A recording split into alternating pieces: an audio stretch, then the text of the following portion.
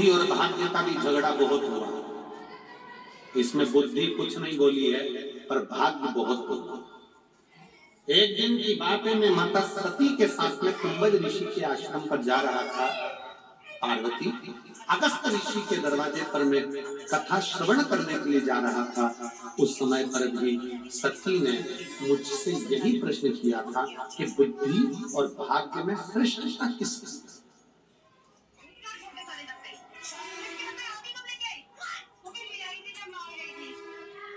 इसमें श्रेष्ठ कौन है?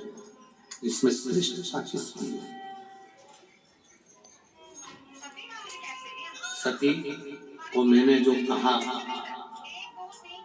शिव जी कह रहे हैं, मैंने जो सती को कहा आज मैं वही पार्वती तुमसे करे। एक बार का प्रसंग है, बुद्धि के सामने भाग्य ने अपना बखान करना प्रारंभ करा कि मैं श्रेष्ठ हूँ, मैं रंक को राजा बना सकता हूँ और राजा को रंक बना सकता हूँ। कौन बोला? जम के बोलो जरा। भाग्य ने कहा कि मैं रंक को राजा बना दूं और राजा को रंक बना दूं, मैं भाग्य। बुद्धि सुनती रही। शिव जी कह रहे हैं, पार्वती मैंने सती को यह प्रसंग सुनाया था कुंभज ऋषि के आश्रम में जाते थे। बुद्धि सुनती रही। फिर भाग्य ने कहा, बुद्धि सुनती रही।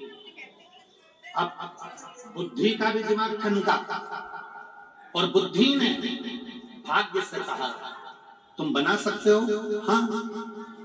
एक खेत में एक किसान काम कर रहा था। बुद्धि ने कहा, तुम इसको राजा बना दो तो मैं मान लूंगा। भाग्य हो ना तुम भाग्य हो ना, तुम इसको राजा बना दो। खेत में काम करने वाले किसान को अगर तुम राजा बना दोगे, तुम बुद्धि के बनाओ इसको राजा। भाग्य ने हंसते हुए कहा, क्या बुद्धि, इतना छोटा सा काम दिया है मुझे राजा बनाने का? अभी बना देता हूं मैं राजा, अभी। और भाग्य ने अपनी लीला रचना प्रारंभ करी। भाग्य ने देखा कि किसान ने गेहूं की फसल लगाई थी, किसान ने गेहूं की फसल लगाई थी और भाग्य ने उस गेहूं की फसल के दाने की जगह पर उसमें मोती पैदा कर दिया। क्या पैदा करा? मोती। अब तो देखा जाए तो मोती मोती हो गया। किसान ने एक बाली तोड़कर उसको मल के देखा कि मेरा गेहूं पका कि नहीं पका। मल कर देखा तो उसमें सफेद सफेद कंकर नजर आ रहे थे। किसान की आंख में आंसू भर गए, मैंने तो गेहूं लगाया था, ये पत्थर कहां से हो गया? फिर उसने दूसरा तोड़ा, फिर देखा तो उसमें पत्थर ही पत्थर सफेद नजर आ रहे थे।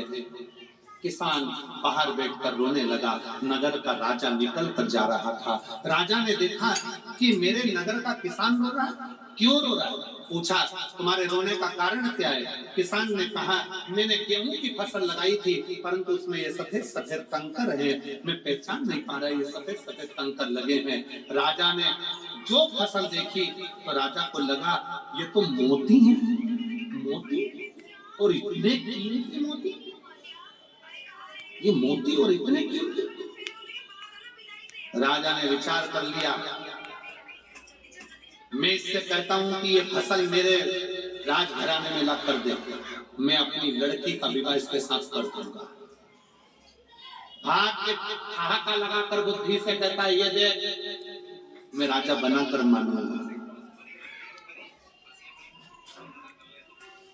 किसान भरा फसल को और ले जाकर राजा के यहाँ दे दिया। राजा ने अपनी लड़की का विवाह कर दिया। बुद्धि देख ले, तू राजा बना, बुद्धि देख ले। लड़की का विवाह करा, सोना चांदी हीरा पन्ना देकर सुंदर सी बेटी का विवाह उस किसान के साथ कर दिया। किसान जब अपने घर में आया तो रात्रि के समय उसके मन में आया कि मैंने सुना है कि मौत बड़ा सुंदर रूप धर कर आती है, ऐसा लग रहा है राजा ने मेरे साथ चाल चलकर ये जरूर किसी मौत को मेरे कमरे में भेज दिया है और ये मुझे मार कर रहेगी। तो किसान कमरा छोड़कर नदी की ओर भागा।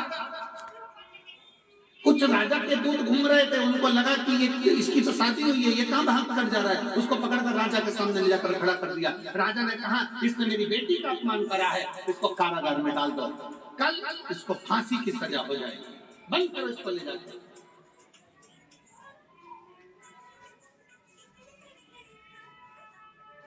बुद्धि ने कहा, भाग्य देवता क्या हुआ, राजा बन गया।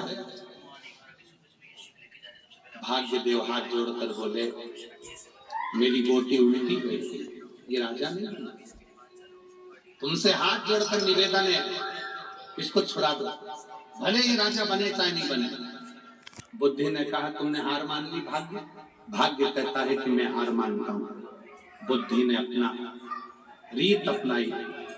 राजा के कक्ष के बाहर दूसरे दिन जैसे ही उसको किसान को लेकर आए और फांसी की सजा सुनाने वाले थे, तो उससे पूछा गया कि तू बता कि मैं नदी की ओर भाग कर क्यों जा रहा था। उसने कहा, महाराज, किसी के रोने की आवाज सुनी थी, कोई कह रहा था मुझे बचा लो बचा लो बचा लो, इसलिए मैं उसे बचाने के लिए गया था।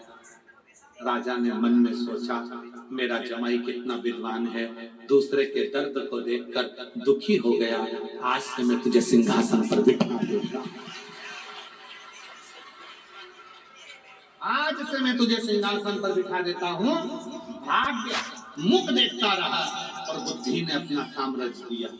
शिव महापुराण की कथा में शंकर भगवान पार्वती से कहते हैं, पार्वती, भाग्य की रचना करना अपने हाथ में है, अगर श्रेष्ठ बुद्धि है तो मिट्टी भी सोना हो जाती है, और अगर बुद्धि श्रेष्ठ नहीं तो सोना भी राख हो